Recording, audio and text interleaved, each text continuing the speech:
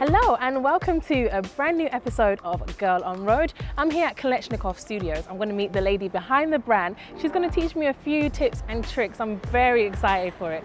So let's go. I'm just going to get changed. Hi, I'm Kelechi Okafor and I'm the founder of Kelechnekoff Fitness.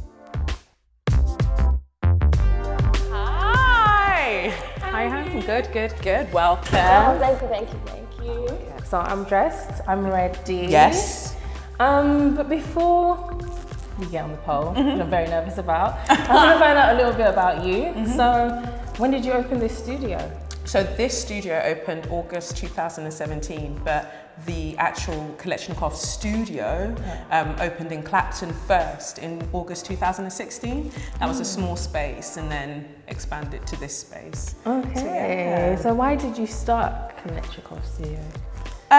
Because I felt like there wasn't enough representation of just black women, plus size women. There just wasn't enough space for the variety of woman that's possible within the kind of images that we see in the fitness industry. Okay. I just wanted a space that really, truly just welcomes everybody. I know you are an advocate of the baby girl lifestyle, as am I. Yes. But do you think this comes into it? Like being able to come to a place like this and learning how to twerk? Every aspect of baby girl living. I mean, some people might never do any of this and their baby girl living might be staying in their bedroom and reading 79 books. That, I feel like baby girl living is whatever you want it to be, but our baby girl living, yes, it involves like bum shaking and pole dancing, and I think anything that allows you to express yourself physically, whatever you feel inside, regardless of what like smelly people are gonna say, like you just have to do what's best for you. So I'll teach you a couple of things. So I think that's a good way to start. So I'll teach you 2 spins and then I'll teach you how to sit on the pole, and that should be like a good start off thing. Yeah. Sit on the pole. Yes. It always sounds odd. It always sounds odd.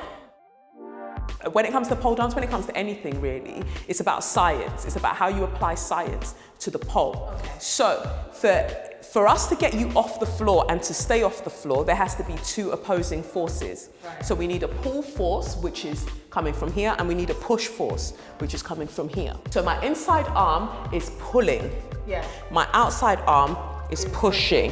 For me to get a good spin, there has to be some form of triangulation, which is what I'm creating by pulling and pushing and jutting my hips away from the pole so I travel effectively around it. Yeah, it's very scientific. I'm like, what the hell? Don't worry, it'll stick. So I take my outside leg, I swing it forward, and I put the other leg on the pole and down.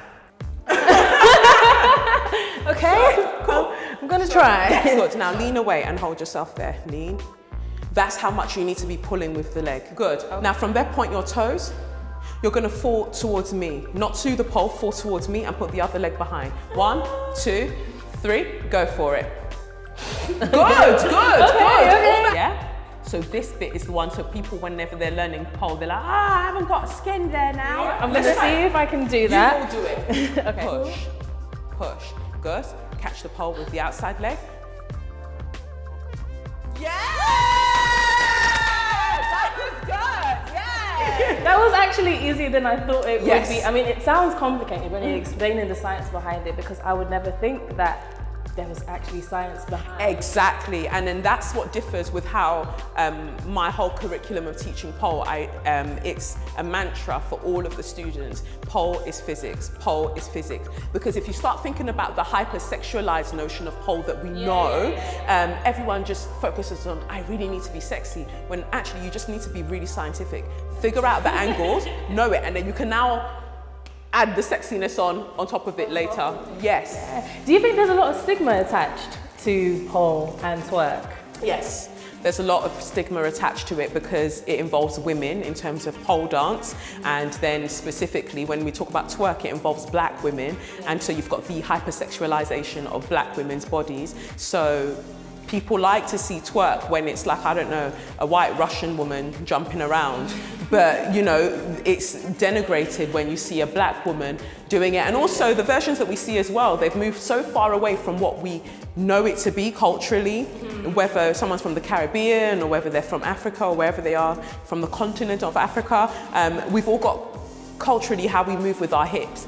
But then when that's put to a mainstream audience, they just see it as a sexual thing. Is it a thing where society on the whole just needs to kind of get a grip and move on from that stigma, or do you think it's something that will always remain?